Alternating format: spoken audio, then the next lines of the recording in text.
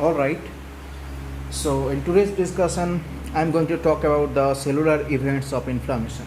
The cellular events of inflammation. Okay.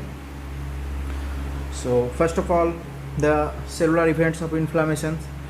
I will discuss this thing under these headings like migration, migration, and then rolling, then adhesion, transmigration, or which is also termed as diapedesis, and chemotaxis, opsonization, and after all phagocytosis. I will discuss detail about phagocytosis in later in another separate video. So now these are the sequential events of your the inflammation. These are the sequential cellular events of your inflammation. So now let's start each and every events one by one sequentially. So this is a blood vessels.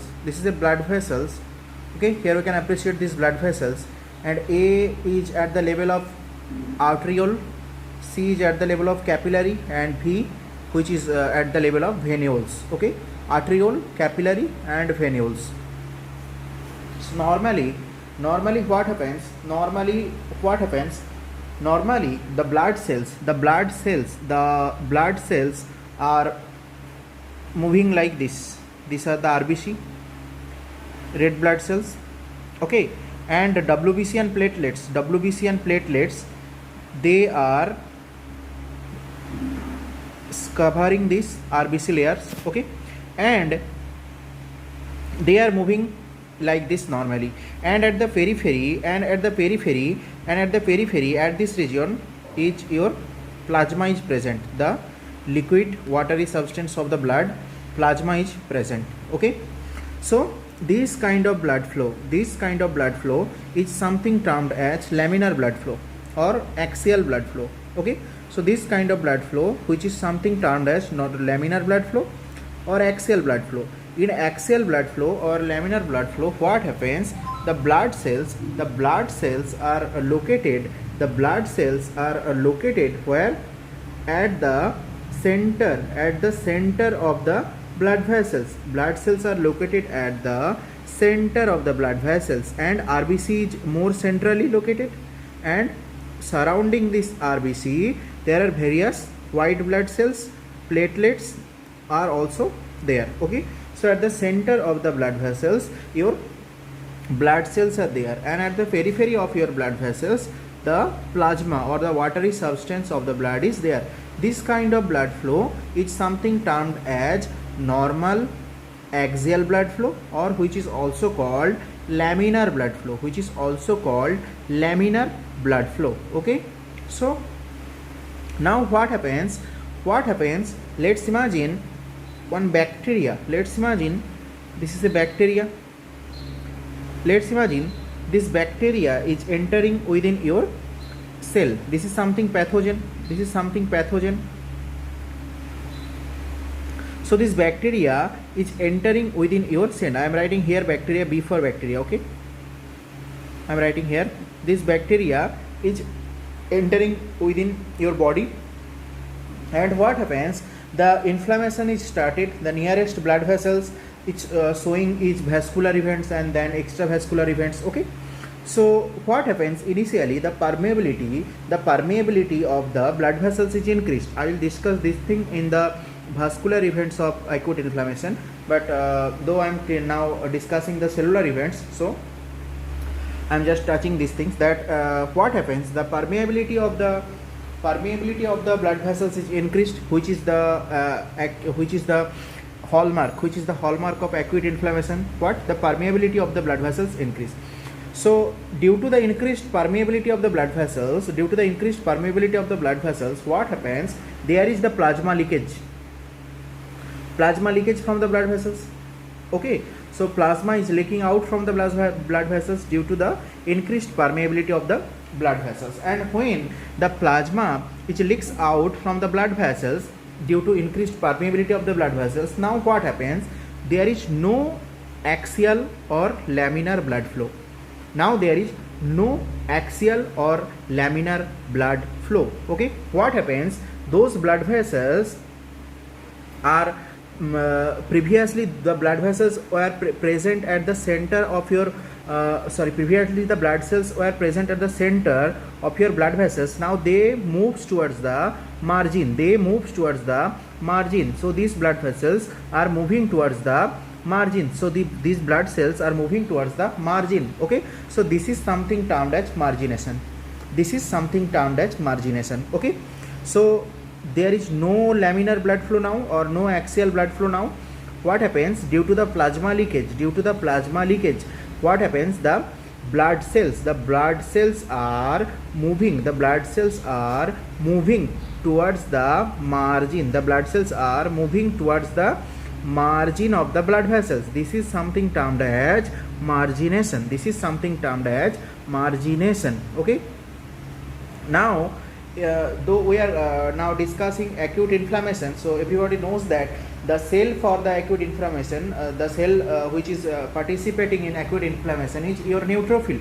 This is something your neutrophil. So initially, due to laminar blood flow or axial blood flow, the neutrophil, something which is present at the center, or laminar or axial axis of the blood vessels, which is present on the center of the blood vessels, and now due to plasma leakage, then there is no axial blood flow, and what happens? This lymphocyte is moving, and now this is present at your margin of the blood vessels. This is something termed as margination. Okay, so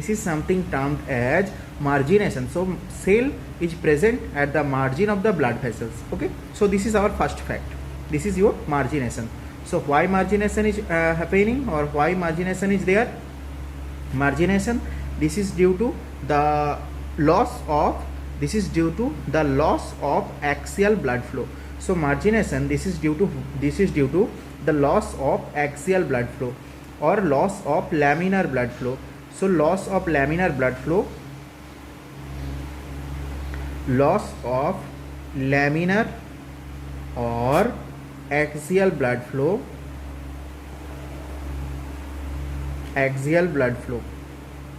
this is causing your margination of the neutrophil. Okay, so what happens in generally when there is no margination, what happens? The neutrophils, now some neutrophils are present at your laminar blood flow, and normally also there is some neutrophil, those are present marginally. So what happens? These marginal neutrophils, they first responds to the inflammation. This marginal neutrophil first responds to the inflammation. Now what happens? Inflammation started, vascular permeability increases. Due to increased vascular permeability, this neutrophil is also moving towards the margin. Normally what happens? 50% neutrophil population, they are circulating pool. 50% neutrophil. Normally what happens? 50% neutrophil present in the circulating pool, okay, and 50% at margin, or marginal pool or marginating pool. Okay, now what happens? Inflammation started, the vascular permeability increases, and all neutrophils, those are present in the circulating pool, they are also moving towards the margin. This is something called your margination. Okay, so now this is something called your margination, and this margination is something due to loss of laminar blood flow. Okay, so this margination is due to loss of laminar blood flow. Now what happens? This neutrophil is present at the margin of your blood vessels. Now this neutrophil, it starts rolling.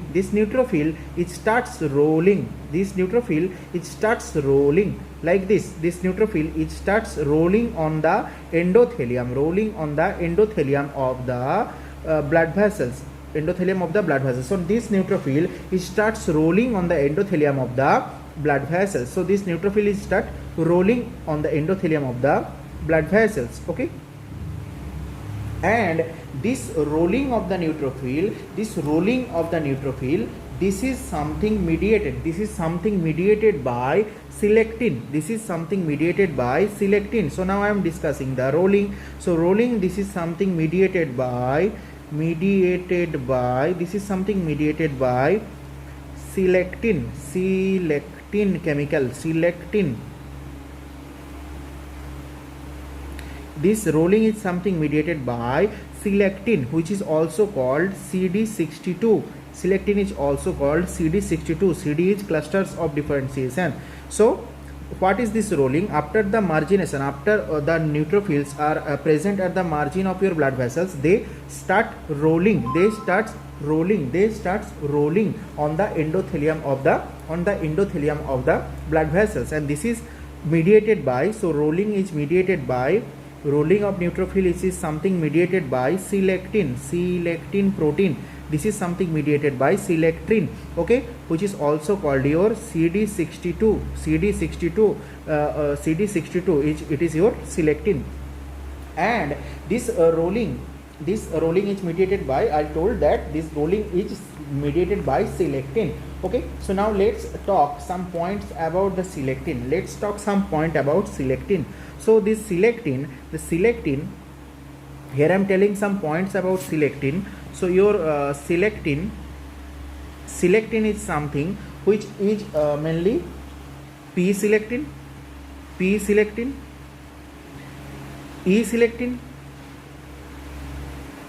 and L-selectin. So selectin, this is P-selectin, there is E-selectin, and there is L-selectin. So P-selectin, this is something also written as CD62P.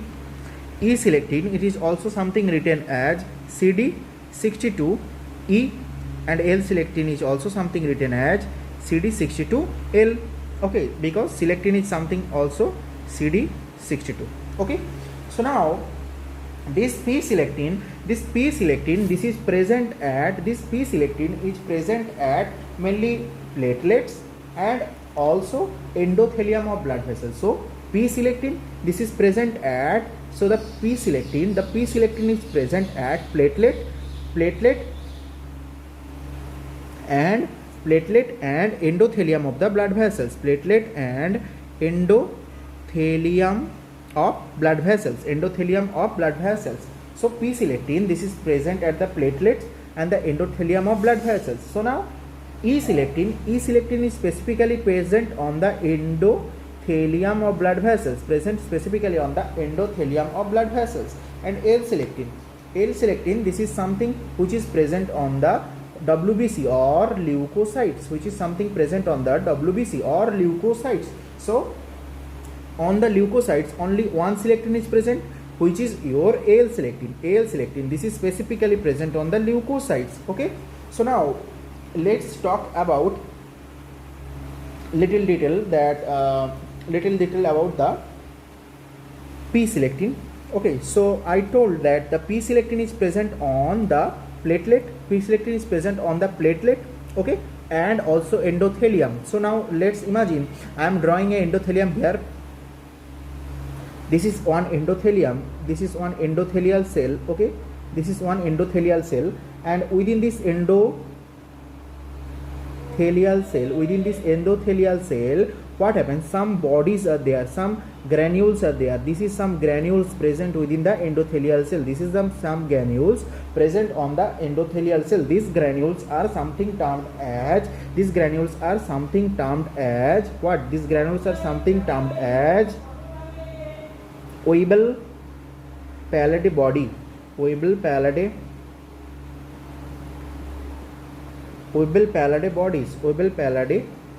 bodies. So within the endothelial cell, some granules are there. Some granules are something called Weibel Palade bodies. These granules are Weibel Palade bodies. Okay, present in the endothelial cell. Now what happens? These Weibel Palade bodies, or you can say WP bodies, Weibel Palade bodies, they are actually enriched with some factors, von Willebrand factors, and also P-selectin. I already told just now P-selectin or CD62P. Okay, I told this thing just little before. Okay, so within this endothelium, two important factors are there, two important chemicals are there, which is secreted or which is stored by Weber-Palade body, These are your von Willebrand factor, and P-selectin, Okay, von Willebrand factor and P-selectin. Okay, so this is about something your Weber-Palade body and P-selectin. So now I told the selectin. This selectin is responsible. This selectin is responsible for what? This selectin is responsible for the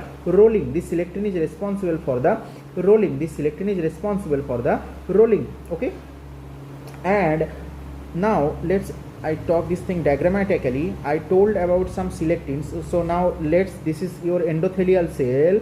This is your endothelium or endothelial cell, and this is your something neutrophil. Or you can say leukocyte or WBC. Okay, so I told that on your endothelium there is P-selectin and E-selectin. Both are present on the endothelium, and only on the WBC the L-selectin is there. L-selectin is present on the WBC. So L-selectin is present on the WBC.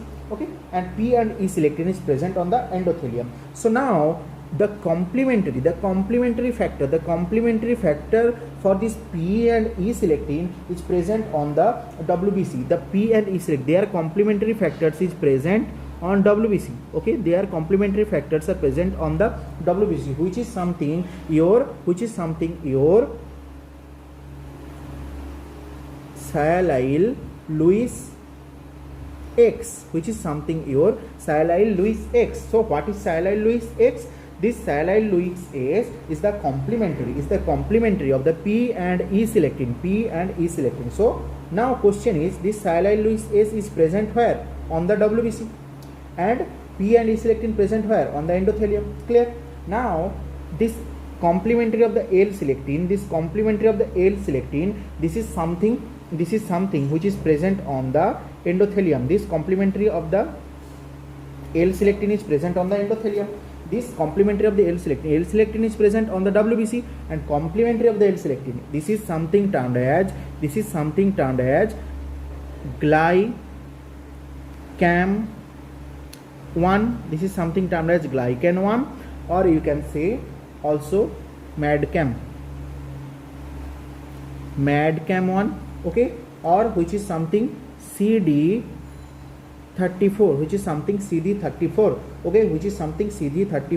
Okay, so this glycam 1, madcam 1, or you can say CD34, this is the complementary of the L-selectin. And sialyl Lewis X, which is present on the WBC, it is complementary of the P and E-selectin. Clear? So this is about something, the selectin, which is the mediator of your rolling. This is something selectin, which is mediator of your rolling. So now the next concept, after the rolling, something is adhesion. So what happens now? Adhesion. So what happens now when rolling is there? So rolling is there initially. So first step migration, then rolling. So now what happens? This neutrophil, after rolling sometimes this neutrophil attached with the endothelium of the blood vessels. After rolling, this neutrophil attached with the endothelium of the blood vessels. Okay, via some chemicals, chemical substances. Those chemicals are something termed as integrin. Okay, so those same chemicals are something termed as integrin. So here I am writing the adhesion. This is due to adhesion is mediated by integrin. Addition is mediated by integrin. Okay, so addition, this is mediated by integrin. Here I am writing, so integrin, this due to this integrin, your neutrophil is now adhere with the endothelium of the blood vessels. Neutrophil is adhere with the endothelium of the blood vessels. So now I am writing this, that this integrin is present. So here we are discussing about adhesion step. Here we are discussing about adhesion step. This integrin, so this integrin is present on the, adhesion is mediated by integrin. Adhesion is mediated by integrin, and this integrin is present on WBC. This integrin is present on WBC. So this integrin, this is present on WBC. Okay, and obviously if integrin is present on the WBC, then there are some substances or there are some ligands, those are present on the endothelium. So once again, this is your endothelium and there is your WBC. Neutrophil is there, and what happens, I told integrin is present on the WBC. So this is your integrin, and to accept this integrin, some ligands are also located on the endothelium. Okay, some ligands are also located on the endothelium. So this is the pictorial representation of this integrin and the ligand for the integrin. So now integrin, it is mainly two types. So integrin, it is mainly two types. Okay, so integrin is the adhering molecules. So integrin is mainly two types. Integrin, it is mainly two types. Here I am writing the integrin, this is mainly two types. Integrin is mainly two types, beta 1 integrin and beta 2 integrin. Beta 1 integrin, beta 2 integrin. Okay, so this integrin both are present on your WBC. Beta 1 or beta 2, both are present on your WBC. Okay, so this beta 1 integrin, which is mainly binds with, this beta 1 integrins is mainly binds with your VCAM. This is mainly binds with your VCAM1 ligands, which is present on your endothelium. So integrin, beta 1 integrin present on WBC. And the ligand for this integrin is VCAM, which is present on your endothelium. And similarly, beta 2 integrin, which is present on the WBC. And ligand for this beta 2 integrin, this is something called your ICAM1. So this is present on endothelium. Okay, this beta 2 integrin, which is something also CD11 or CD18. Okay, and beta 1 integrin, this is something also BLA. Okay, so these are about the integrin. So integrin is the mediator. Integrin is the mediator of the adhesion step of the cellular events of acute inflammation. So integrin, it is mainly beta 1 type and beta 2 type. If this is beta 1, then it's attached with the VCAM1 of the endothelium. If this is beta 2, it attached with the ICAM1 of the endothelium. Okay, so now here I am drawing this diagram. This is your endothelium.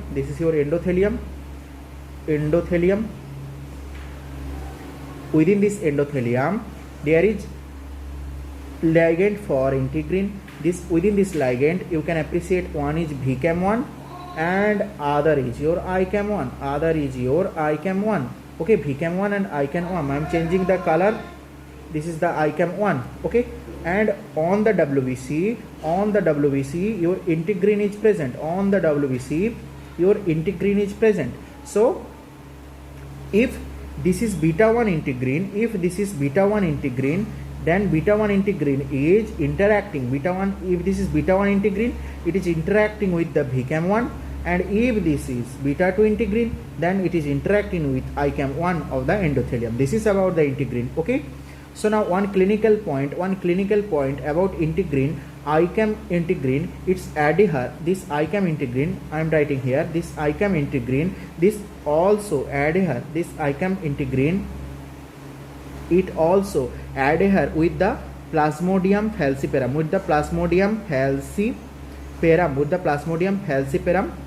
at cerebral vasculature. At the cerebral vasculature, this ICAM1 integrin, it also adhere with the Plasmodium falciparum and leads to cerebral malaria. Okay, so this is one microbiology link. So this is about the integrin. So now what happens? Now this WBC is adhere with the endothelium due to the integrins, and the next step is happening. What happening in the next step? Okay, so what happened in the next step? That the at the next step, what happened?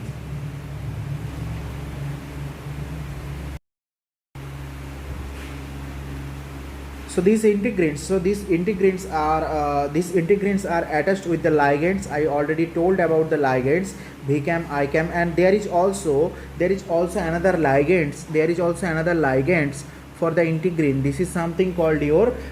I am here writing that in a tubular form, that ICAM, which is something also called intercellular cell adhesion molecule, and there is VCAM, which is something called your vascular cell adhesion molecule, and there is something also PCAM, which is your platelet endothelial cell adhesion molecule. Okay, platelet endothelial cell adhesion molecule, which is also written as CD31, okay, so PCAM or CD31. So now what happens?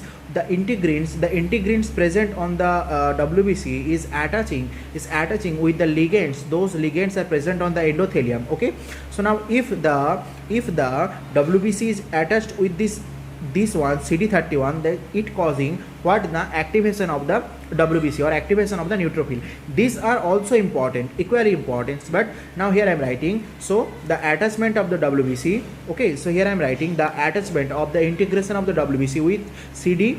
So neutrophil or WBC when is attaching with the PCAM, or CD31 ligand present on the endothelium, then what happens? It's causing what? It's causing the activation of the WBC, activation of the neutrophils granules, actually activation of the neutrophils. And what happens now?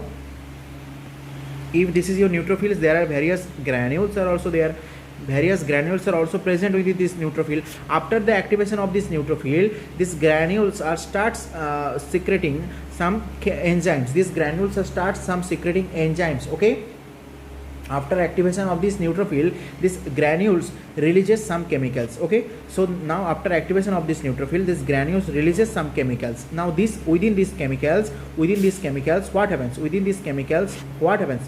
Now this granules starts secreting some chemicals present on the neutrophil.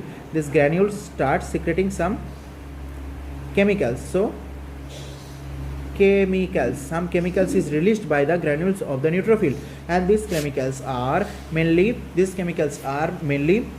interleukin 1 TNF alpha, and also type 4 collagenase enzyme, and also type 4 collagenase enzyme. So this type 4 collagenase is something used matrix metalloproteinases. This is example of matrix metalloproteinases. So chemicals, the neutrophil is released some chemicals like interleukin 1 and TNF alpha, and also type 4 collagenase. Okay, type 4 collagenase. Now this interleukin 1, TNF alpha, and type 4 collagenase, they are causing what? They are causing injury of your blood vessels. Injury of your blood vessels, and this injury of your blood vessels is mediated by lymphocytes. That is something also called this is sorry leukocytes, this is something also called your leukocyte mediated endothelial leukocyte mediated endothelial injury. This is something called leukocyte mediated endothelial injury. And what is the function of type 4 collagenase? Type 4 collagenase is causing what? Is actually degrading the collagen 4 present on the basement membrane. It is actually degrading the collagen 4 which is present on the basement membrane. Okay, so what I told that this neutrophil is adhere with the endothelium now, and this neutrophil, after adhering with the various ligands of the endothelium with the presence of integrins, it activates and it starts releasing interleukin 1 and TNF alpha, and not only that, it also releases the collagenase also releases collagenase 4 enzyme. And here you can appreciate, this is the basement membrane of your blood vessels. On the basement membrane of your blood vessels, collagen is present, collagen 4 is present. Okay, so now this cellular secretion, this neutrophil, it secretes interleukin 1, TNF alpha, collagen. They are causing what? They are causing the damage of the endothelium as well as the basement membrane of the blood vessels. They are causing the damage as well as the damage of the endothelium as well as the basement membrane of the blood vessels. Okay, so now these chemicals are causing what? This damage is due to what? This damage is due to the neutrophil or due to the leukocyte, and this is something termed as leukocyte mediated damage. Okay, so here you can appreciate that these chemicals are causing what? The damage of the blood vessels. These chemicals are causing what? The damage of the blood vessels. Okay, these chemicals causing damage of the blood vessels. And now there is what happens now? This neutrophil is now squeezing out. This neutrophil is now squeezing out through this gap. This neutrophil is now squeezing out through this gap. Why? Because there is your bacteria, and this neutrophil is wants to engulf the external pathogen. This neutrophil wants to engulf the external pathogen. So now it wants to move towards the bacteria, and due to this what happens? The neutrophil which is present inside the blood vessels, is now moving outside the blood vessels. It is now extravascular, and this step when your neutrophil is present just outside the blood vessels, and this neutrophil is coming from the blood vessels, it is moving inside to outside of the blood vessels. This is something termed as diapedesis.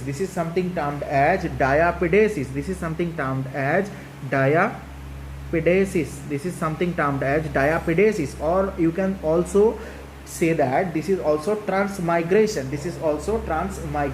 Okay, this is also transmigration. So here this is the transmigration or the diapedesis step, okay. This is your what is now so now what is this diapedesis? Diapedesis is nothing but your intravascular neutrophil is just moving outside the blood vessels, and now it becomes extravascular neutrophils. This is something diapedesis. So during this diapedesis, just neutrophil is moving outside the blood vessels. Now what happens? Various extracellular events starts. Extravascular event starts. Like now next step, what happens? So now neutrophil is not within the blood vessels. This is your blood vessels, and neutrophil is now outside these blood vessels.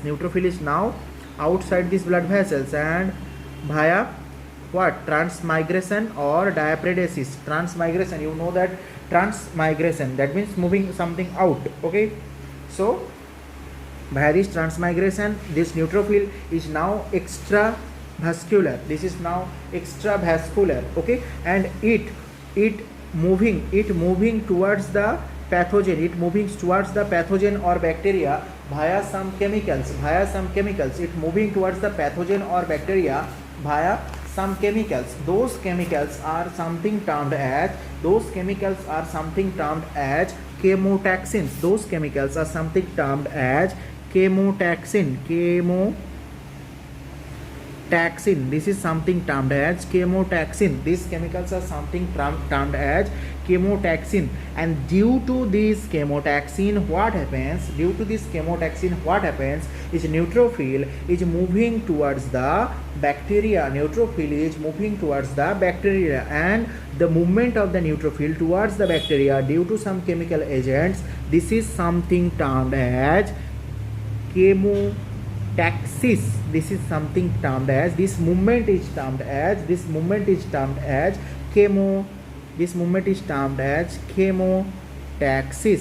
chemotaxis. Okay, so this movement is termed as chemotaxis. Now this chemotaxis is due to what? Due to some chemicals. They are called chemotaxins. Okay, the chemotaxis movement, it is not random. This is unidirectional. It is always neutrophil is moving towards the bacteria. So this chemotaxis, this is your unidirectional movement. So chemotaxis, this is unidirectional. Movement. Chemotaxis is unidirectional movement. Okay, and your WBC is moving towards the targeted organism, targeted pathogen. Okay, so now let's talk about some chemotactic agents, or which is also termed as your chemotaxins. Okay, so chemotaxins. Within these chemotaxins, there are mainly two kinds. The chemotaxins is maybe either extracellular, or you can say exogenous chemotaxin, and endogenous and exogenous. Okay, so within this exogenous, only one chemotaxin.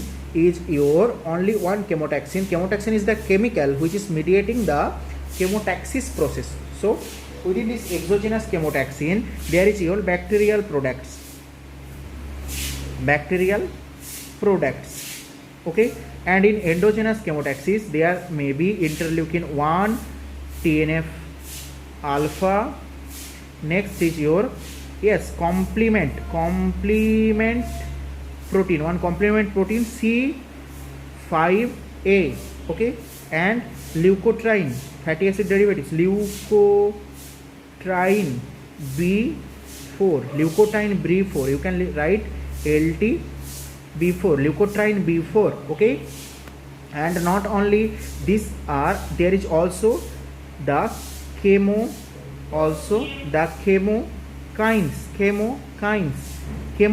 are cell specific chemotaxins. They are cell specific. Chemokines are cell specific chemotaxins. That means the chemokine interleukin 8, it is specific for the migration or chemotaxis of the neutrophil. Next is your eotaxin, which is specific for the chemotaxis of eosinophil. Next is your MCP1 and MIP1. These are the these are causing chemotaxis of monocyte and macrophages.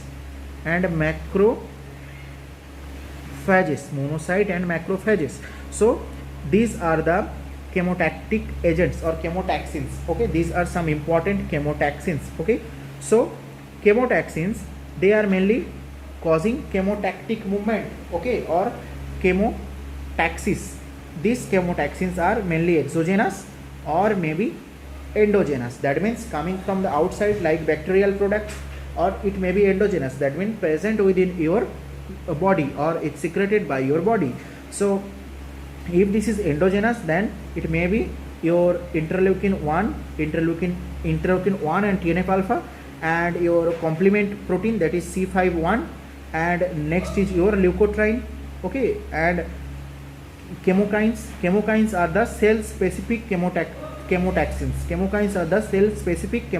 Okay, Like if interleukin 1, this is specific for neutrophil. If it is eotaxin, this is specific for eosinophil.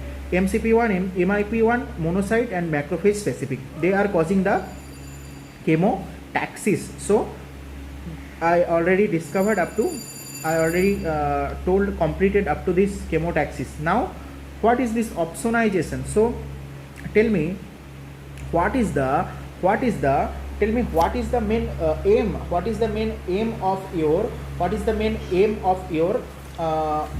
neutrophil. The main aim of your neutrophil is to phagocytose the external pathogen or bacteria. The main aim for the neutrophil is to engulf the bacteria. Okay, so or phagocytose the bacteria. This is the main aim for the neutrophil.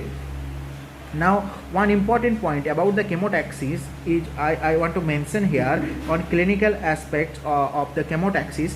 If you used the steroids, any patient, if you giving the steroids to any patient, these steroids are anti-inflammatory. Because why? These steroids are inhibiting this chemotaxis. So steroids group of drugs, they are actually anti-inflammatory. Why they are anti-inflammatory? They are anti-inflammatory.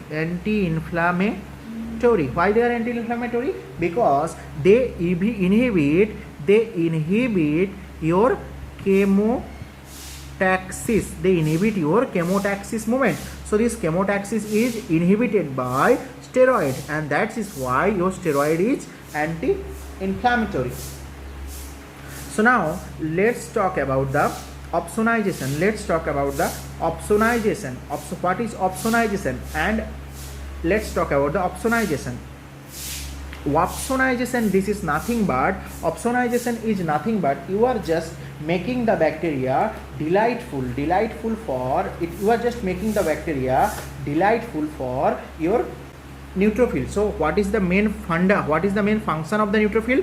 It wants to engulf the pathogen bacteria. So now your body is just making a coat over the bacteria, or pathogen. And now this pathogen or bacteria, this is easy, this is a delightful, this is a delight dish for your neutrophil. So neutrophil, it causing what? It causing now preferential killing of the bacteria. So if there is one bacteria with coated and one bacteria without coated, then obviously neutrophil is preferentially kill this opsonized bacteria.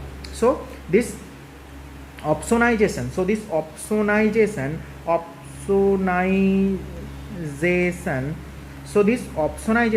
this is important for the preferential killing of the bacteria.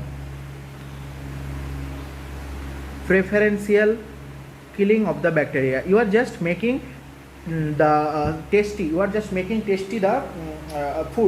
bacteria for the neutrophil. So opsonization, this is not mandatory.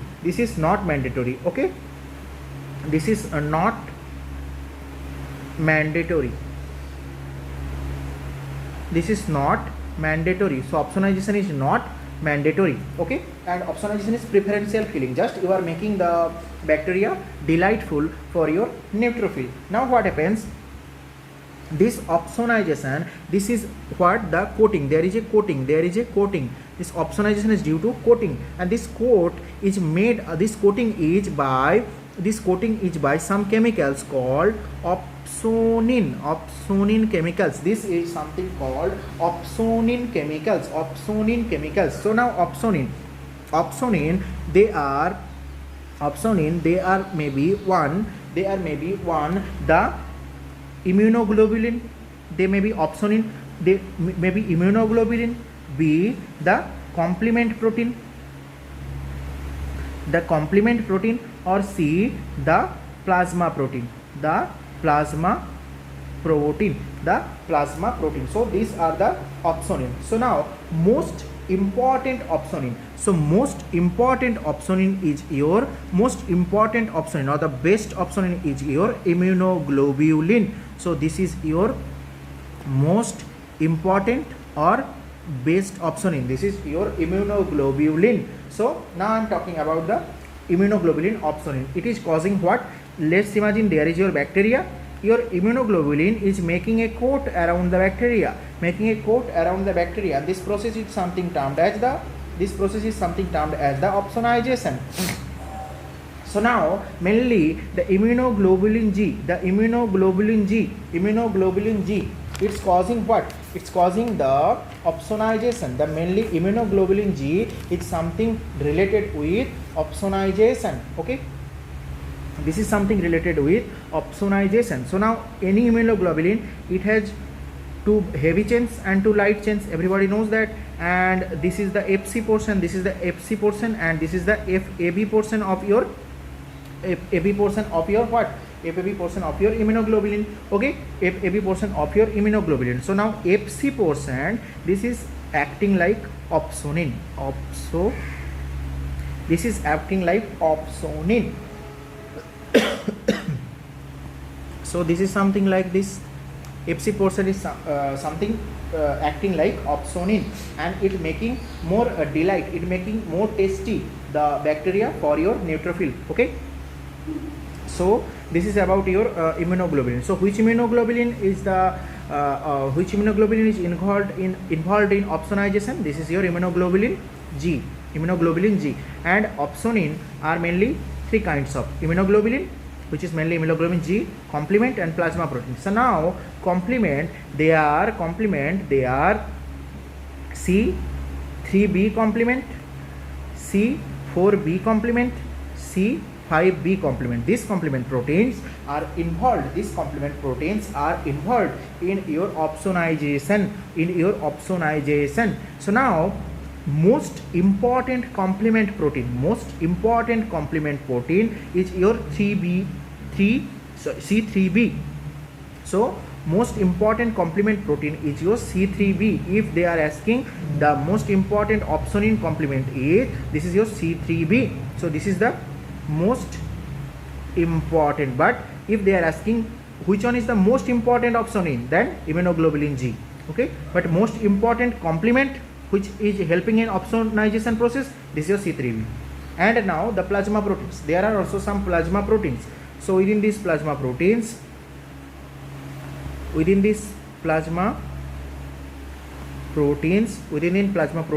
here is your fibrinogen and C-reactive protein. This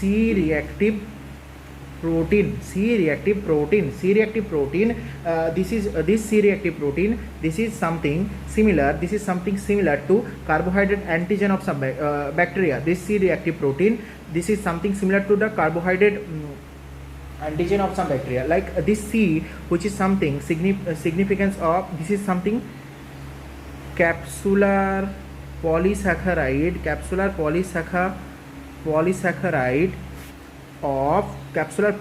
of pneumococcus. This is something capsular polysaccharide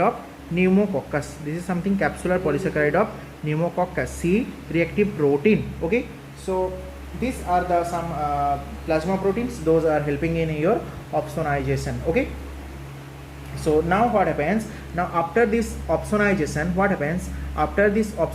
there is obviously the phagocytosis of those bacteria, I will tell you this phagocytosis in another video, but for this moment just I am give a brief discussion. Now what happens? This opsonized bacteria, there is your neutrophil and there is your opsonized bacteria. I already told opsonization is not mandatory. Okay, if it is there, then preferential killing of the bacteria. Now what happens? This neutrophil is forming some pseudopods. The neutrophil is forming some pseudopods around the bacteria. This neutrophil is forming some pseudopods around the bacteria, and this pseudopod, it is formed due to the actin protein, due to the actin filament, actin polymerization,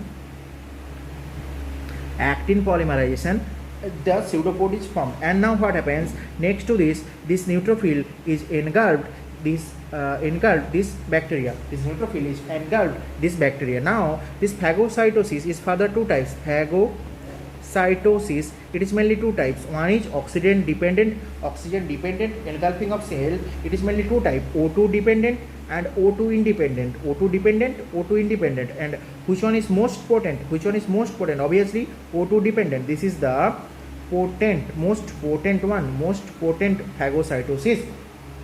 So this is something your cellular event. So one important point which I want to add here, this is something about your opsonization process. This is your, I want to add one clinical point here. This is something your, if immature B cell is present, immature B cell, it is converted into what? Immature B cell is converted into mature B cell, and mature B cell, it is converted into what? Mature B cell is converted into active B cell, or which is plasma cell, and plasma cell is causing secretion of antibody, or you can say immunoglobulin secreted by plasma cells. Okay, so now this what happens? One enzyme is important, which is called your B cell tyrosine kinase, This is actually B cell tyrosine kinase. This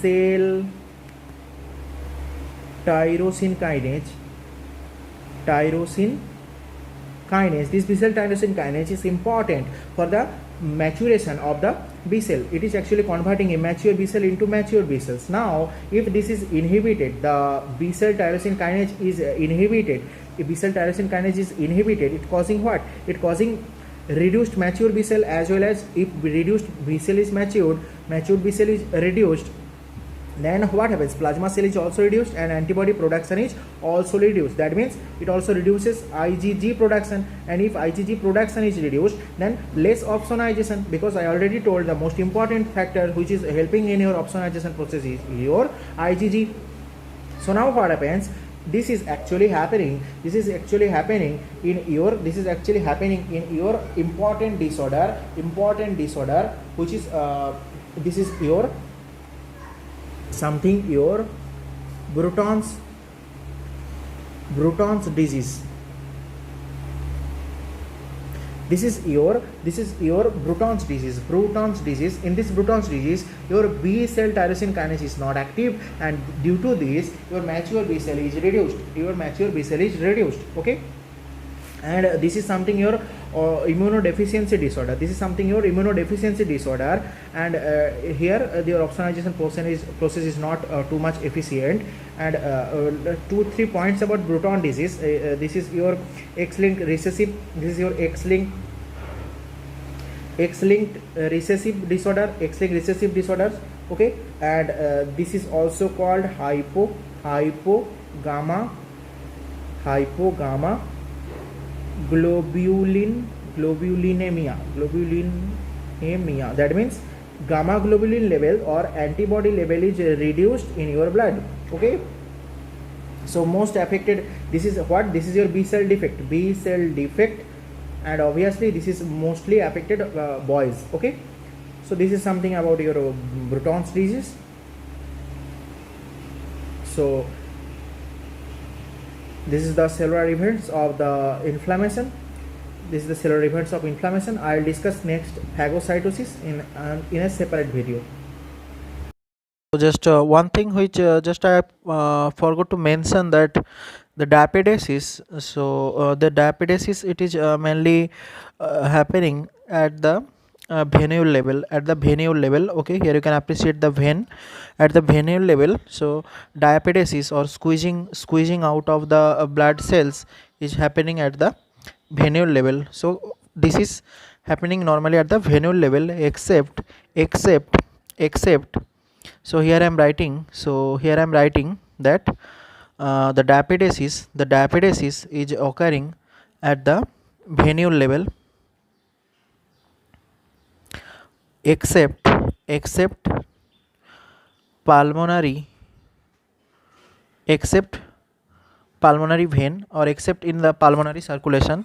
In pulmonary circulation, there is diapedesis happening at pulmonary capillary. Okay, so in pulmonary capillary, diapedesis is occurs. So normally diapedesis is occurs, or squeezing out of the blood cells occurs at the venule level, except the pulmonary capillary, but it is not in the pulmonary vein, it is in the pulmonary capillary.